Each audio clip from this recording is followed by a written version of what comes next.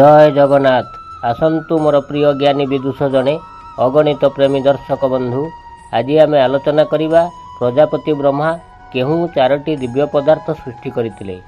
ओम रा उत्पत्ति किपरि होइथिला। हाँ आज्ञा, ए विषय वस्तुटी को शास्त्र ज्ञान तत्व माध्यम अति सरल भाषा रे उपस्थापन करिबा। किछि विज्ञान किछि शास्त्र तत्वर सत्य घटना। ए संसार जानिछि ओंकार मूल तत्व हेउछि मंत्रजंत्र माध्यम भजन करिबा। जीवात्मा एई ओंकार त्रयमात्रा त्रिपाद को धरी प्रकृतिगत शरीरर माया अधीन रही जाग्रत स्वप्न सुसुप्ति एई त्रय अवस्था भोग करे। ओंकार को केतेक व्यक्ति एकाक्षर बोली कहिथांती, किंतु यह एकाक्षर नुहे। यार प्रमाण भिडिओर शेष पर्याय देवा। प्रथमे आमे जानिबा ब्रह्मा सृष्टि करिथिबा चारोटी अमूल्य पदार्थ कौन। अद्भुत वैचित्रमय सृष्टि रचना परे दिने प्रजापति ब्रह्मा विचार कले एई सृष्टिर सारतत्व कौन, ताहा किपरि जानिबा। समस्त ग्रह उपग्रह ग्रहाणुपुंज नक्षत्र आदि सहित एई सचराचर जगत को दहन मंथन करिबारे लागिले। ब्रह्मांकर एही मंथनरु तीन गोटी लोकर सृष्टि हैला। सेमाने हेले भूलोक, भुवलोक, स्वर्गलोक। एई तीन लोकर वर्णना गायत्री मंत्र रे अति सुंदर भावे वर्णना होइअछि। एई तीन लोकरे परमात्मा सर्वव्यापी संपूर्ण विश्वब्रह्मांड परमात्मांकर साकार प्रतिमा, किंतु परमात्मा सर्वदर्शी और सर्वत्र विद्यमान। द्वितीय ब्रह्मा एई तीनटी लोक को मंथन करी आहु तीनोटी तत्व पाइले। से हेउचंती अग्नि, वायु, आदित्य। अग्नि विभिन्न रूप में प्रकट होती। से गुड़िक है ज्ञानाग्नि, दावाग्नि, वनाग्नि, जठराग्नि और क्रोधाग्नि। ए अग्नि सबु भक्षण करे। भागवत मध्य लेखा अछि, अग्नि जे सोने सर्व खाई विचारे गुण दोष नाही। द्वितीय वायु। वायु सकारात्मक और नकारात्मक प्रकट द्वारा संसार रे ए प्राणी माने आतजात होती। तापरे आदित्य। आदित्य कहले सूर्य।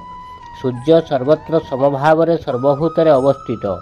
सूर्य उदय हेले चंद्रमा सहित सबु नक्षत्रगण मध्य अस्तमित होती।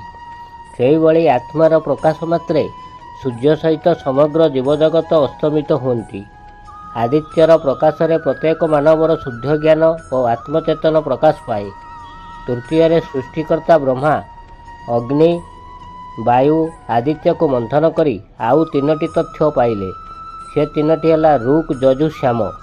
समस्ते जानती वेद शब्दर अर्थ ज्ञान, धर्म भावना, ईश्वर दर्शन, ब्रह्म दर्शन, प्रेम, तप, दया, उपकार, उदारता और सेवा इत्यादि ऋक् वेदर प्रमाण। सेही भली वीरुत्व, रक्षा, आक्रमण, जय विजय और प्रतिष्ठा इत्यादि यजुर्वेदर प्रमाण। तापरे साहित्य, संगीत कला, मनोरंजन, क्रीड़ा कौतुक, इंद्रिय भोग, परिकल्पना, रुचि और तृप्ति इत्यादि सामवेदर प्रमाण। चतुर्थरे वा शेषरे प्रजापति ब्रह्मा ऋक्, यजु, श्याम को मंथन करी अद्भुत प्रकारर अक्षर तीनोटी उद्भावन कले। से अक्षर तीनोटी हेले भू, भुवः, स्वः। भूर अर्थ प्राणस्वरूप, भुवर अर्थ दुखनाशक, स्वहर अर्थ सुख स्वरूप। पुनर्बार ब्रह्मा ए तीनोटी अक्षर को दोहन करी एक अक्षर विशिष्ट ओम उत्पत्ति कले, जहाँ आद्य अक्षर भावे संसार रे विद्यमान। ओम परमात्मा परमेश्वर अटंती, जहाँकि आकाश परि सर्वव्यापी और सर्वत्र विद्यमान। एही ओम शब्दटी वेद, वेदांत, उपनिषद रे प्रमाण अछि। ओम शब्द रे एकाधिक शब्द व्यवहृत होइछि। सेतिमध्यरु तीनोटी शब्द प्रधान। अ, उ, म एही तीनोटी शब्द मिशिले ओम शब्द गठित हुए। मांडुक्य उपनिषद रे लेखा अछि, जागरित स्थाने वैश्यानरः अकार प्रथम मात्रा, स्वप्न स्थाने स्थैर्यस्य उकार द्वितीय मात्रा, सुषुप्ति स्थान प्राज्ञ अकार तृतीय मात्रा। यार अर्थ ओंकार प्रथम पाद अकार। यह आत्मार जाग्रत अवस्था। यही अवस्था आत्मा विश्वरूप धारण करे। यह अग्नि नाम परिचित। ए विश्व को आत्मा भाव घेरी रही। तापरे ओंग्र द्वितीय पाद उकार। यह आत्मार स्वप्न अवस्था। यही अवस्था आत्मा तेजस्व रूप धारण करी सूक्ष्म शरीर प्रत्येक वासना को उपभोग करे। शेषरे ओंग्र त्रयपाद मकार, यह आत्मार सुसुप्ति अवस्था। आत्मा प्राज्ञ रूप धारण करी विषय को चिंता करी उपभोग करे।